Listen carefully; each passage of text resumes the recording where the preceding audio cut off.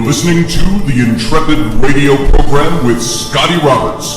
Intelligent Talk. Happy Monday evening, folks. This is Scotty Roberts. You're listening to the Intrepid radio program right here on the Odyssey Radio Network. That's ODYSY1.com.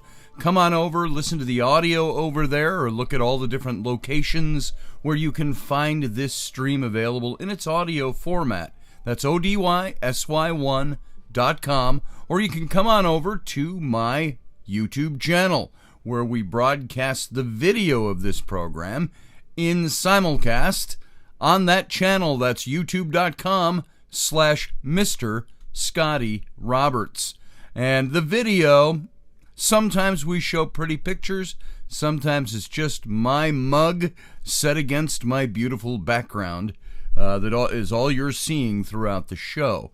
But the best part about the YouTube channel is the live chat room that goes on during the show. You can find that once again, youtube.com/Mr. Scotty Roberts. Join the other Intrep heads and join the conversation and have a good time. It's going on right now, so come on over. And tonight, it's Monday night. How was your first day of your week? Are you one of those people that is still sequestered at home, not working? Has your company shut down? Are you out of work? Are you back to work? That's going to determine quite a bit how your day went today. Are you looking for work? Are you out of money? I know the government is working to try to get a little bit of a stimulus package to people, and there's a lot of controversy over that right now. The president has made an executive order to try to stimulate the Congress to get this stimulus going. And it's going to be interesting to see how this plays out. When you have different parties that are trying and attempting to make their entire agendas funded through a stimulus package, which is supposed to actually just help people who are out of work, people who are in need right now because of the pandemic that's been going on. I think that should be the focal point. Now, that's my opinion. Maybe your opinion differs. Come on over into the chat room. You can talk about it a little bit. Should the government help people out? Yeah, that's okay for the government to do. When there are people that are having problems, that's an okay thing for our government to be doing, our federal government to be doing. State governments are doing a lot more than the federal government, but the federal government can kick and step in and help out a little bit. But what do you think of all the junk that gets added to these bills as opposed to just a clean bill that is there to help people? Why don't they have a bill in legislation right now in Congress that simply says we're going to give this much people as a this much money as a stimulus to each taxpayer who is on the rolls, and we're going to give this much for the children, and boom, that's it. Anything and everything else deal with in other bits of legislation. Why not take up the immigration issue in another piece of legislation? Why not take up raises for Congress in another piece of legislation? Why are they all trying to cram their stuff into this? There isn't a line item veto, so the president usually has to veto those bills. Then it looks like the president is holding up something, when in actuality he's saying, no, give me a clean bill and I'll sign it. And, of course, they don't have a 2/3 majority to be able to override the veto. So that tells you there's a lot of controversy over what's in there. Why not call your senators, call your representatives, write them an email? It's as easy as looking it up on your internet. Write them a quick email and say, give the president a clean stimulus bill. Nothing else in it but help for people who need help. Let's cut out, there's debate over whether or not illegal aliens, if you want to use a nice term, I know they're calling them undocumented citizens. There is no such thing. There are legals and there are illegals. There are people who are illegal in this country. I know part of one of the things that's been attached to some of the bills, this stimulus bill, is money to be given, relief and stimulus to people who aren't citizens of the country. That's one of the things that's a holdup. So I know we are supposed to be a compassionate nation. We're supposed to counter all the wrongs we have done in our past by doing things like a stimulus bill. That's the way some people look at this. But ask yourself the question, should they pass a clean bill that helps citizens who are in need right now? Or do they tack all this other junk into there when it takes time and money and effort to make that happen? Why should the Congress go on recess during this time when they're supposed to be here settling that issue, or there in Washington, D.C., settling this issue? What do you think of that? Should they have gone home on their break, or should they have taken care of business for the country before they've gone home on a vacation? So take a look at this issue a little closer. I do like to, from time to time, I want to spice up the show by hitting a couple of current events. I know we do a lot more of this on the Situation Room, Rocky and I. And, of course, it's a lot more fun, and we have a lot more, we have a lot more fun doing that together, looking at, we play off of each other and make it interesting for you and also fun and entertaining. When I do it, I'm just looking at the news. I'm giving you current events. Like right now, if I call up one of the news media that comes up in my news feed, it comes up and here's the trending news right now. I'm just going to read you some headlines. See what you think of the world that's going on around you today on Monday. Democratic State House candidate suggests Minnesota suburb be burned down. He said, quote, I didn't come here to be peaceful. So he thinks Minnesota suburbs should be all burned down. I don't know the details of that, but there's a headline. He's running for Democratic State House. There's a video here. Bloody brawls break out in Stone Mountain, Georgia, between armed rival protester groups.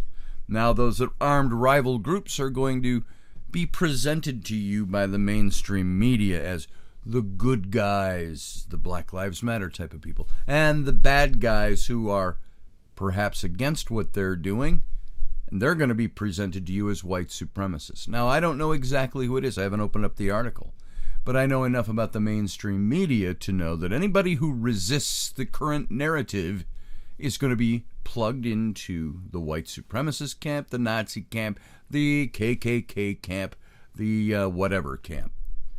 Could it just be that you don't support Black Lives Matter and what they're doing, and what the meaning is behind their group, and them stopping cars with armed guys to check on who you are and so on, and that other protesters have come out and said, no, you can't do that. And so they clash. What's your opinion on that? Go look up that news. Stone Mountain, Georgia. And if you don't know what's at Stone Mountain, Georgia, it's a big, flat-faced, rounded rock that's a mountain that they carved a Confederate relief into many years ago. I was there when I was in high school back in the 1970s. So you can take a look at that news. What's going on at Stone Mountain, Georgia? Then there's a flashback article. Thousands of United States Postal Service mailboxes were removed during the Obama-Biden administration. There's all this kerfuffle about mailboxes and the Postal Service. Well, it's not new. As much as the media seems to want to drive you to believe that that's new. And by the way, I do have to make this statement. Does it not seem to you, if you step back out of the box, whichever box you're in, and look back in, does it not look to you like the mainstream media is pushing one candidate and one narrative and standing against another candidate and another narrative? Just step back and look and see what you think. Give me your opinion in the chat room. You also have in the news Democratic Representative Ayanna Pressley calls for unrest in the streets and targets Trump's allies. That's what she's doing. Chris Wallace of Fox News, he called out Joe Biden for employing basement strategy. And he says it's the damnedest thing I've ever seen. So, tell me what you think of that. Because I know there's a lot of talk about Joe Biden not being in public all that much. He doesn't, they don't want him to be questioned. And some of this has to do with something we've talked about before. I have a lot of compassion for Joe Biden. I don't dislike Joe Biden. I wouldn't vote for him because I disagree with his political ideologies. But I also believe that he is a guy that really ought not to be running for president, but he's got the whole machinery pushing him into that. What did they have to tell Joe Biden to get him to run for office? Is he aware of everything that's going on? Is he aware of where he is cognitively and mentally? And I've said this before. I have compassion for Joe. I never agreed with his... This is pre-scandals and people talking about creepy Joe and sniffing hair and grabbing little girls' teats and things like that. Before all of that really became a public thing, I always liked Joe Biden because I thought he was a decent guy. I didn't agree with his politics. So I was never on his side politically speaking, but at the same time, look at Joe Biden. He's a guy, he lost his son, and I've mentioned this before, a few years ago, and I think the fire went out of his belly when that happened. I know what I'd feel like if my oldest son died. It might take the wind out of my sails. And they say if there is a potential for dementia, some of those things can be exacerbated mentally, psychologically, by tragedy. I think he went through that. I think all Joe Biden wanted to do at the end of the Obama administration was say, I'm done. I've got my legacy. I'm going home. Thanks, America. And yet he was pulled back kicking and screaming into this. And I think he was starting to slip already. And if you look at the way Joe Biden was a year ago and look at the way he is now and compare them, you're going to see a lot of difference. There's degeneration there. And I don't think, why would we want a president that doesn't have full control of all his cognitive faculties or is slipping, even just slipping in that category? And I would say that there's one reason I see out there, and the only reason I'm seeing is because Trump. It's any ship in a storm. I can tell you what, there were a lot better candidates running for Democratic nomination than Joe Biden, who I think I may not have agreed with them, but there were a lot better people that you could have put in place to be the Democratic candidate. Moving on from that. So that's in the news. Chris Wallace said the damnedest thing I've ever seen is this basement strategy of Joe Biden's. In the news also, 17 Chicago police officers were injured over the weekend. Video shows a cop beaten with a skateboard. Mayor Lightfoot says vast majority of protests are peaceful. What about the ones that aren't? So there's a big article that came up, "The Wrong Trump," in quotes, trends on social media as leftists wish death on President Trump. But the blowback is awfully fierce. It's just the title of an article that I saw. So go take a look at your news feed. See what's out there. See where you stand on issues. Don't bury yourself in the news feed. If I did that, we'd be talking about this a lot more on this show. But I wanted to let you know, as the things we don't really talk about a lot, politics, I like to steer clear of that. You want that? Come over and see Rocky and I on the Situation Room. And you're going to get a lot more of this kind of thing over on that show. But I did not want you to think that what I do on this show, my show, the Intrepid radio program, is ignorant of or avoids politics. We don't. I just... let me rephrase that. I avoid politics because I don't want that to be the primary thrust of this show. This show's about history. It's about spirituality when we hit that. It's about a varied number of different things. you can tune in politics anywhere you want. And so let me leave that with you now, and we're going to move on into today's show. So look at what's going on in the world around you and decide where you're going to stand on things and make that stand and stay there. So now we have moved away from the Southern Cheyenne. That's where we ended on Friday. It's kind of the demise of the Southern Cheyenne. The massacres, the war, the battle, the flight of the Cheyenne, the putting what was left of them, the remnant, into a reservation where they died a slow, miserable death with whiskey and enslavement. So we left that there where it was. Now remember, what we're looking at in this series is the subjugation of Native America by an expansionist-minded nation, the United States. Sea to shining sea, must control the continent. I saw a question came up today from an old friend of mine. Laura is her name, and she asked. She was making statements about how the United States has systematically subjugated people. The means that we've used. I'm trying to paraphrase what she said, and probably not doing a very good job. And I recommended her, why don't you come on over and see what we're talking about on this show? Because, yes, the United States has done things that are atrocious in our history in order to get there. Delaney, in a post in that same thread, Delaney, who is usually here in the chat room, said she thinks that our nation would be a better place if we gave sovereign leadership back to tribal leaders on the reservations. Well, what do you think would happen? What would happen to the United States if we gave back all the sovereignty to those reservation lands? The sovereignty we stole. What would happen? What would that look like? How would we even implement that? It would change the complexion of the United States. We certainly wouldn't be a united country anymore, from sea to shining sea. And we'd have a very different looking nation. So I'm not quite sure what all she was suggesting, but what do you guys think about that? What do you think should happen in the United States? Do we in the 21st century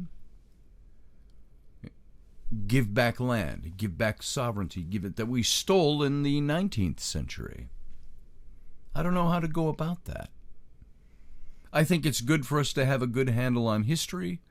I would like to get, if you were part of yesterday's Sunday show, you saw I had Ruben Fasthorse here. It was kind of an impromptu visitation. He ended up calling me on Messenger while I was doing the live stream yesterday, and rather than ignore him, I accidentally answered his call. I was just going to push the call off and call him back after the show, and I ended up bringing him up live, not into the show, but you could hear him on my speakers. And we had a good conversation yesterday. That might be a good question to pose, Ruben. Do you think, what would that look like if the tribal system were independent from the United States? And in a sense, they kind of are. They're sovereign nations, but they are under the governance of the federal government of this country. So they're really not free at all. So that'd be an interesting question. It's a complex one that I don't know enough information about. In its current setting, what would that look like? What is your opinion on that? Well, today, in the last couple of minutes we've got in this segment, let's kind of hit the topic for tonight. We're going to talk about Standing Bear. And let's start by giving just a little bit of history of what's going on. In 1879, in January, the British Zulu War begins in South Africa. Now, Delaney, you've got, if you're there in the chat room tonight, you had mentioned, I'm addressing somebody specifically in our chat room. You have Zulu blood along with Blackfoot and Black Irish, and there was something else, and I can't remember what it was. But so this might be interesting to you. In January of 1879, the British Zulu War began, and that was in South Africa. February 17th in St. Petersburg, Russia of 1879, nihilists attempt to assassinate Tsar Alexander. In October of 1879, on the 21st, Edison exhibits his first incandescent lamp, like one of these, with a light bulb in it. And Henry George's Progress and Poverty is published this year, and the first stage production of Henry Gibson's A Dollhouse takes place in 1879. Now, Standing Bear of the Punkas. We added, I gave this quote at the end of Friday night's show. And that's how we ended, and we went out on this. And here's his quote again. He said, "You've driven me from the east to this place, and I've been here 2,000 years or more. My friends, if you took me away from this land, it would be very hard for me. I wish to die in this land. I wish to be an old man here. I've not wished to give even part of it to the Great Father." Speaking about the President in the United States, in Washington. "Though he were to give me $1 million, I would not give him this land. When people want to slaughter cattle, they drive them along until they get them to a corral, and then they slaughter them. So it was with us. My children have been exterminated. My brother has been killed." That was a quote by Standing Bear. Another quote. "The soldiers came to the borders of the village and forced us across the Niobrara to the other side, just as one would drive a herd of ponies, and the soldiers pushed us on until we came to the Platte River. They drove us on in advance, just as if we were a herd of ponies, and I said, 'If I have to go, I'll go to that land. Let the soldiers go away. Our women are afraid of them.' And so I reached the warm land," that's the Indian Territory, "and we found the land there was bad, and we were dying one after another, and we said, what man will take pity on us? And our animals died. Oh, it was very hot. This land is truly sickly, and will be apt to die here, and we hope the Great Father will take us back again." That is what we said. There were 100 of us died there. And that's White Eagle of the Punkas. And then we're going to get into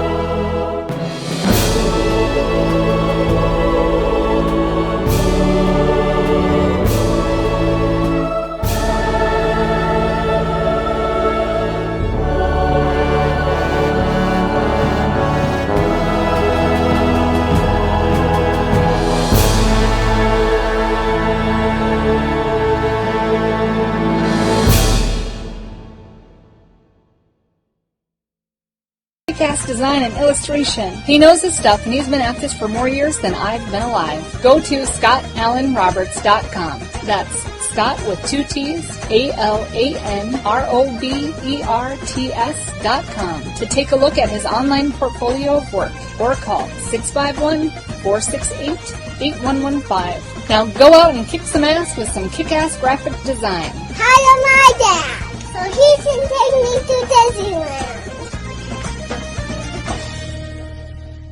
All right, gang, we're back. Thanks for sitting on through that break. This is Scotty Roberts. You're listening to my show, the Intrepid radio program, right here on the Odyssey Radio Network. And you can also come over to my YouTube channel and watch the video simulcast of this show. Excuse my clearing my throat. And you can join the live chat room that's going on with the other Intrepids right now over at youtube.com/Mr. Scotty Roberts. Welcome back to segment 2 of tonight's show. We're talking about Standing Bear of the Punkahs, and we're looking at around 1879. Now, let me take you back a little bit in history. In 1804, and this is about 75 years earlier, and just as perspective, just a couple of days ago, we had the 75th anniversary of the surrender of Japan to the United States during World War II in the South Pacific.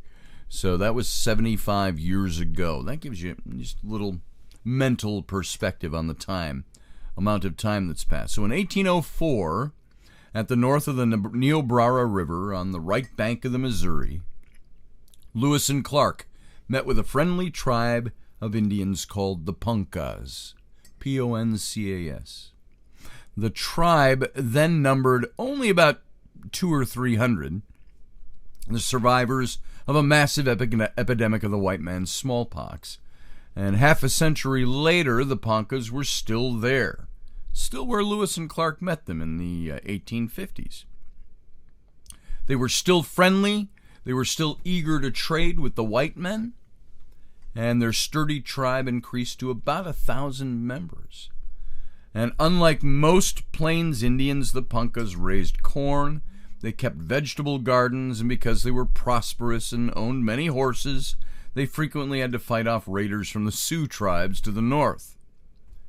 And in 1858, the year when government officials were traveling through the West, setting up boundaries on the land for different tribes, the Punkahs gave up part of their territory in exchange for promises made by United States officials to guarantee them protection of their persons and their property and a permanent home on the Niobrara River.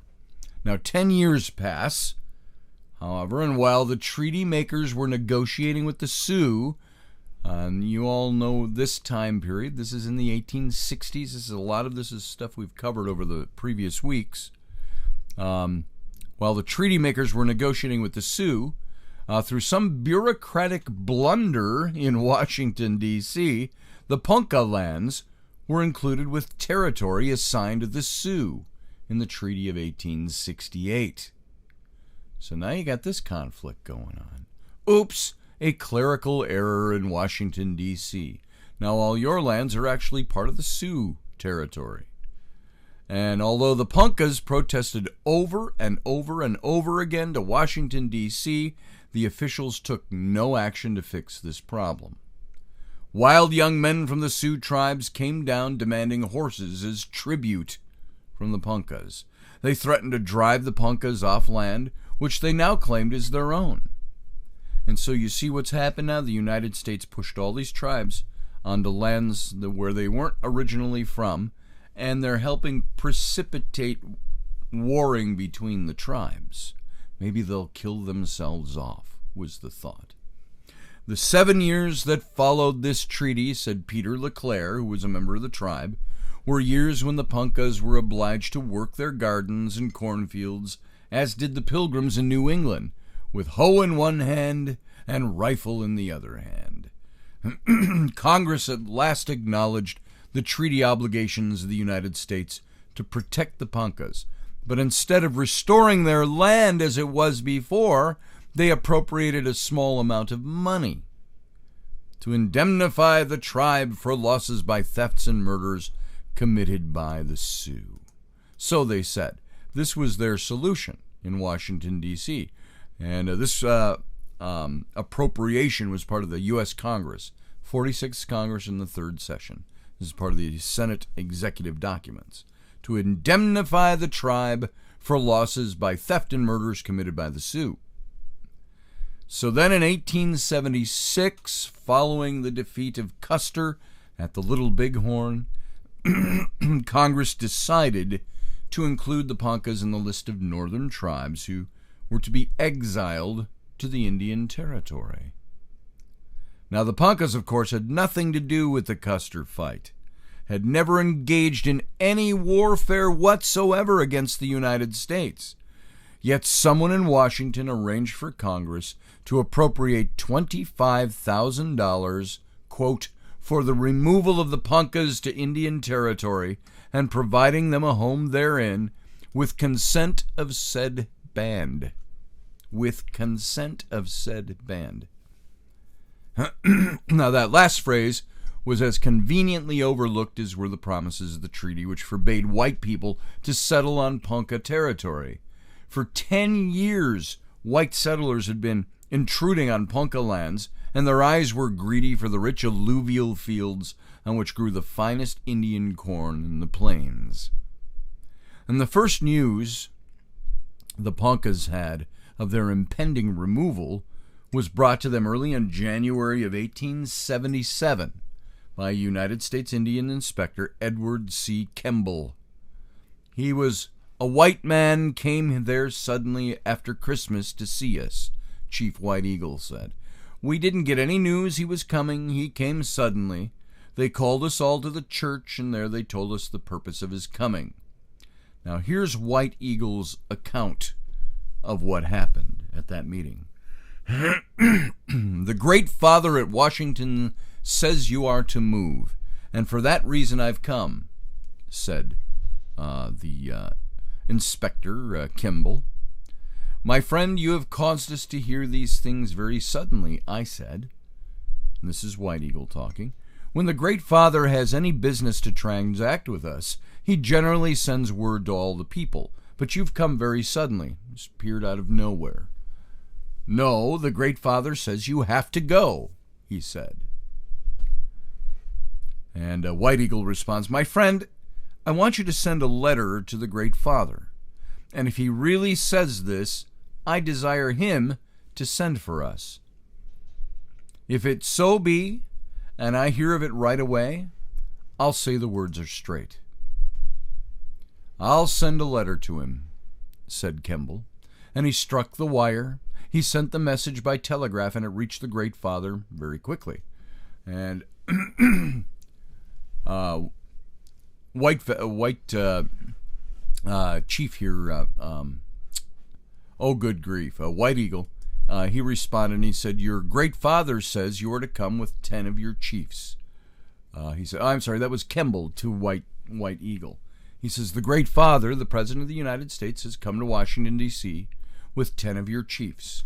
You're to go and see the land, and after passing through a part, you are to come to Washington. You are to look at the warm land, the Indian Territory. And if you see any land that is good there, you're to tell him about it. And also about any bad land there, tell him about both. That's what Kemble told White Eagle. So he went there to the warm land. We went to the terminus of a railroad and passed through the land of the Osages and on to the land full of rocks.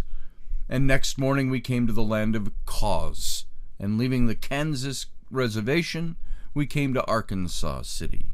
And so having visited the lands of 2 of these Indian tribes, and seen this land full of rocks and how low the trees were, I came to this town of the whites.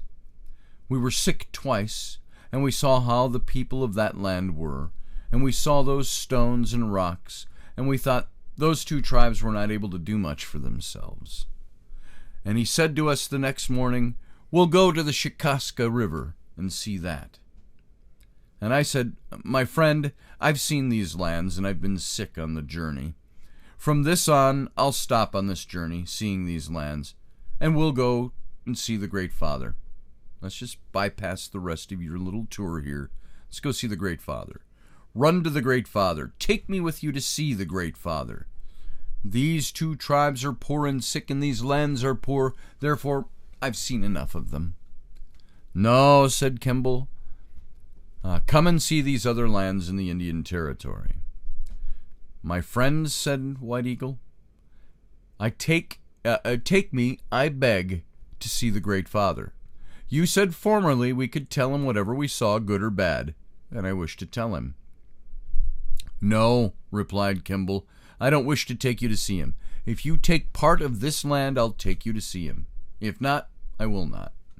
So, he's saying, you just heard that. If you take the land, then I'll take you to see the president. If you don't, I'm not going to take you.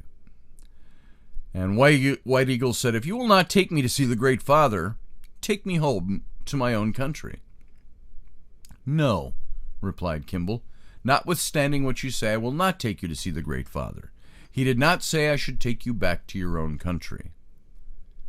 How in the world shall I act, I said. It's Great Eagle, or White Eagle. You are unwilling to take me to the Great Father, and you don't want to take me back to my own country. You said formerly that the Great Father had called me, but now it's not so. You've not spoken the truth. You've not spoken the straight word. No, replied Kimball. I'll not take you to your homes. Walk there if you want to. It makes my heart feel sad, said White Eagle, as I do not know this land. We thought we should die, and I felt that I should cry, but I remembered that I was a man. After saying this, the white man, being in a bad humor, went upstairs. After he had gone upstairs, we chiefs sat considering what to do. We said, he does not speak of taking us to see the Great Father or of taking us to our own country, and we don't think the Great Father has caused this. We had one interpreter there with us, and we said, as he will not take us back, we want him to give us a piece of paper to show the whites, as we don't know the land. The interpreter went upstairs to see the man, and came back and said, he'll not give you any papers. He does not wish to make it for you. We sent the interpreter back again and said, we want some money from that due us from the Great Father so we can make our way home. When he came back, he said, same answer. He does not wish to give you the money. Now, this is all recorded. You can find this in some of the congressional records. White Eagle, Standing Bear, Big Elk, and the other Ponca chiefs were left stranded in Indian Territory by Inspector Kimball, now started back home to Washington. It was the moon when the ducks came back and hide, and snow covered the plains of Kansas and Nebraska. As they had only a few dollars among them, they walked the entire distance, more than 500 miles, each man with one blanket and no spare moccasins. Had it not been for their old friends, the Otos and the Omahas, on whose reservations they stopped to rest and obtain food, few of the older chiefs could have survived the winter journey. 40 days later, when they reached the Niobrara, they found Inspector Kimball there ahead of them. Now, you get this picture of what just happened? Kimball wanted them to sign away their land. They said, no, we want a meeting with the Great Father. Kimball wires Washington, supposedly, asks the president for a meeting, supposedly. It was all a lie. And he said, hop on the train, we'll make stops along the way, and you can give your opinion of what you see. Then we'll take you to D.C. to meet the president. And, of course, none of that happened. Then he wouldn't take them back home. He ends up back there himself, but he didn't give the chiefs a ride back with him. And it took them 40 days to walk the 500 miles home. So, 40 days later, they reached the Niobrara, and they found Inspector Kimball there. And here's White Eagle's narrative picks up. White Eagle said this, "Move ye," said Kimball, "prepare to move." "We were unwilling," said I. "I've come back weary. Every one of us is unwilling to move." "No," said Kimball, "the Great Father wishes you to remove at once, and you must move to the Indian Territory. Now, the chiefs were united, however, in their determination to hold the government to its treaty obligations, and Kemble decided to return to Washington to report to the Commissioner of Indian Affairs. The commissioner took the problem to the Secretary of the Interior, Schurz. Remember him with the Cheyenne? He had no idea what was going on. He was ignorant of everything. And who in turn, he passed it to the great warrior Sherman. Now, Sherman recommended the use of troops to force the Poncas to move, and as usual, Big Eyes Schurz concurred. You see the picture of everything that's just happened? Their land was accidentally included in the Sioux Treaty, and now they've lost it. Now they're being told to move. They don't want to move. Their chiefs were supposed to be taken to Washington to meet the president to talk about it. They never intended to bring them there, and they stranded them 500 miles away in Indian Territory, and they walked home, and they had the confrontation with the commissioner, Kemble, and now Sherman, it's gone all the way up the pole to Sherman, and Sherman says take them by force and move them off the land. Here's what's going on. So the chiefs were united in their determination to hold the government to its treaty obligations. And Kemble decided to return to Washington, and he reported all of this. And in April, Kemble returned to the Niobrara, and by using the threat of troops, he persuaded 170 members of the tribe to start with him for Indian Territory. None of the leading chiefs would go with him. Standing Bear protested so strongly that he was ordered arrested and taken to Fort Randall. They fastened me and made a prisoner of me and carried me to the fort, he said. A few days later, the government sent a new agent, E.A. Howard, we've heard his name before, to deal with the remaining 3/4 of the tribe, and Standing Bear was released. White Eagle, Standing Bear, and the other chiefs continued to insist that the government had no right to move them from their land. Howard replied that he had nothing to do with the government's decision. He'd been sent there just to go with them to their new home. And after a 4-hour council on April 15th, Howard ended it by demanding a final answer. Will you go peaceably, or will you go by force? That's his question. He's giving them this ultimatum. And this is in the report of the U.S. Secretary of the Interior in 1877. So the chiefs remained silent. But before they returned to their homes, a young Ponca hurried to warn them. The soldiers have come to the lodges. The chiefs knew that there would be no more councils. They would have to leave their homeland and go to Indian Territory. The soldiers came with their guns and their bayonets, Standing Bear said.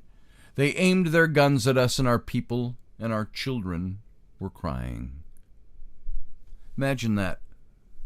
If you and your neighbors are standing in front of your homes with your children, and the army has guns drawn on you and is telling you you need to leave now, go to a different place.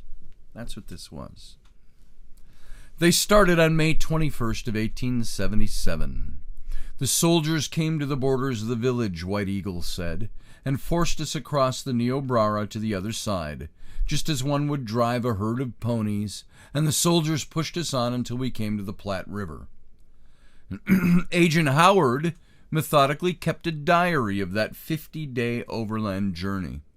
On the morning they started, a heavy thunderstorm caused a sudden flooding of the Niobrara, sweeping several of the soldiers off their horses, and instead of watching them drown, the Poncas plunged into the river and rescued them, according to Howard's journals. The next day, a child died, and they had to stop for a burial on the prairie. On May 23rd, a 2-hour thunderstorm caught them in the open, drenching everyone throughout the day. A second child died. Several Poncas fell ill during the night. Next day, they had to ford flooded streams because of washed-out bridges. The weather turned cold, and on May 26th, rain fell all day, and there was no wood for fires. This is all coming from Howard's journal. On May 27th, Sickness from exposure was affecting most of the Poncas. Standing Bear's daughter, Prairie Flower, was very ill with pneumonia. Next day, thunderstorms and heavy rain made progress almost impossible in the deep mud of the road. Now it was the hot weather moon begins, and showers were falling almost every day. On June 6th, Prairie Flower died, and Standing Bear gave her a Christian burial in the cemetery at Milford, Nebraska. The ladies of Milford prepared and decorated the body for burial in a style becoming the highest civilization, Howard noted very proudly in his journal. Standing Bear was led to say to those around him at the grave that he was desirous of leaving off the ways of the Indian and adopting those of the white man. That night, a tornado struck at the Ponca camp. Now, those of you this last weekend who experienced some severe weather up here in Wisconsin and Minnesota and Iowa, lots of weird thunderstorming and tornadoes. This is the kind of weather we're talking about taking place, that they've been traveling through. And so a tornado struck the Ponca camp. It demolished tents, it overturned wagons, and hurling people hundreds of feet, seriously injuring several of them. The next day, another child died. On June 14th, they reached the Oto Reservation. The Otos, taking pity on the Poncas, gave them 10 ponies to aid in the completion of their journey. For 3 days, they waited for high waters to subside. Illnesses continued to increase. The first male adult, Little Cottonwood, died. Howard had a coffin made for him and arranged a Christian burial near Blue Water, Kansas. On June 24th, illness was so prevalent that Howard employed a physician at Manhattan, Kansas, to attend the Poncas. Next day, 2 women died on the march. Howard saw that they received Christian burials. Now it was the middle of the summer moon. A child of Buffalo Chief died and received a Christian burial at Burlington, Kansas. A Ponca named Buffalo Track went berserk and tried to kill Chief White Eagle, blaming him for the tribe's miseries. Agent Howard banished Buffalo Track from the caravan and sent him back to the Omaha Reservation. The Poncas envied him for his punishment. Summer heat, biting flies plagued them for another week. Then at last on July 9th, after a severe drenching and a thunderstorm, they reached the Quapaw Reservation, their new home. They found the small group of Poncas who had preceded them living wretchedly in tents. I am of the opinion that the removal of the Poncas from the northern climate of Dakota to the southern climate of the Indian Territory, Agent Howard wrote to his superiors, will prove to be a mistake, and that great mortality will surely follow among the people when they shall have been here for a time and become poisoned with the malaria of the climate. That's what Howard said, the one who had to escort them to this new reservation from their lands in the northern Dakotas. And this was part of the report that was submitted to the U.S. Secretary of the Interior in the report of 1877. So Howard's ominous prediction proved to be all too accurate. Like the Modocs, the Nez Perce, and the Northern Cheyenne, the Poncas died so rapidly that by the end of their first year in Indian Territory, almost 1/4 of them had received Christian burials. In the spring of 1878, Washington officials decided to give them a new reservation on the west bank of the Arkansas, but failed to allot funds for their transfer. The Poncas walked 150 miles to their new land. But for several weeks, they had no agent to issue them provisions or medicines. And the land was good, White Eagle said, but in the summer, we were sick again. We were as grass that's trodden down. We and our stock. Then came the cold weather, and how many died we do not know. One of those who died was the oldest son of Standing Bear. At last I had only one son left. Then he sickened. When he was dying, he asked me to promise him one thing. He begged me to take him, when he was dead, back to our old burying ground by the swift running water, the Niobrara. I promised. When he died, I and those with me put his body into a box and then in a wagon, and we started north. 66 Ponkas made up the burial party, all of Standing Bear's clan, following the old wagon drawn by 2 gaunt horses. It was the snow thaw's moon, January of 1879. Ironically, far away to the north, Dull Knife's Cheyennes were making their last desperate fight for freedom at Fort Robinson, which we covered last week. For Standing Bear, this was a second winter journey home. He led his people over trails away from settlements and soldiers, and they reached the Omaha Reservation before the soldiers could find them. Big Eyes Schurz, meanwhile, had made several attempts through his agents to arrange for the return of Standing Bear's Ponkas to Indian Territory.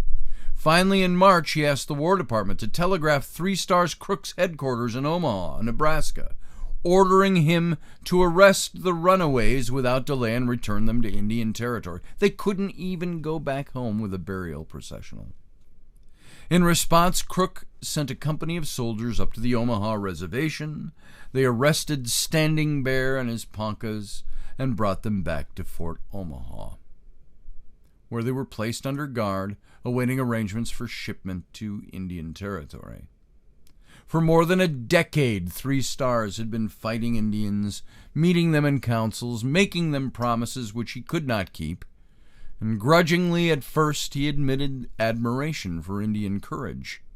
Since the surrenders of 1877, he was beginning to feel both respect and sympathy for his old enemies. The treatment of the Cheyennes at Fort Robinson during the last few weeks had outraged him. A very unnecessary act of power to insist upon this particular portion of the band going back to their former reservation, he bluntly stated in his official report. And that report was again part of the U.S. Secretary of War report in 1879. Now, when Crook went to see the Ponkas in the guardhouse at Fort Omaha, he was appalled by the pitiable conditions of the Indians. He was impressed by Standing Bear's simple statements of why he had come back north, his stoic acceptance of why he had come back north, over which he had lost control. "I thought God intended us to live," Standing Bear told Crook. "But I was mistaken. God intends to give the country to the white people, and we're to die. It may be well. It may be well." That was the words that he spoke to Crook. And Crook was so moved by what he saw and what he heard that he promised Standing Bear he would do all he could to countermand the orders for the return of the Ponkas to the Indian Territory. And at this time, Crook took action to support his promise. He went to see an Omaha newspaper editor, Thomas Henry Tibbies, and enlisted the power of the press. And while Crook held up orders for transfer of the Ponkas, Tibbies spread their story across the city, the state, and then by telegraph across the entire nation. The churches of Omaha sent an appeal to Secretary Schurz to order the Ponkas released, but Maha-Ichon, Big Eyes, did not bother to even reply. A young Omaha lawyer, John Webster, then volunteered his services without a fee, and he was soon supported by the chief attorney of the Union Pacific Railroad, Andrew Poppleton. The lawyers had to work quickly to build a case for the Ponkas. Any day, General Crook could receive orders from Washington compelling him to start the Indians southward, and then nothing could be done for them. All efforts were bent toward obtaining the cooperation of Judge Elmer S. Dundee, a rugged frontiersman with 4 main interests in life: good literature, horses, hunting, and the administration of justice. And it so happened that Dundee was away on a bear hunt, and the Ponca supporters spent several anxious hours before messengers could find and bring the judge back to Omaha. So with Crook's tacit agreement, Judge Dundee issued a writ of habeas corpus upon the general, requiring him to bring the Ponca prisoners into court and show by what authority he held them. Crook obeyed the writ by presenting his military orders from Washington, and the district attorney for the United States appeared before the judge to deny the Ponca's right to the writ on the ground that Indians were not persons within the meaning of the law. And thus began, on April 18, 1879, the now almost forgotten civil rights case of Standing Bear versus Crook. And I hate to say it, we've got to stop for tonight there. So when we come back tomorrow night, we're going to look at this first civil rights case of Standing Bear versus Crook in 1879. So you guys sit tight. Have a good night. We'll see you tomorrow.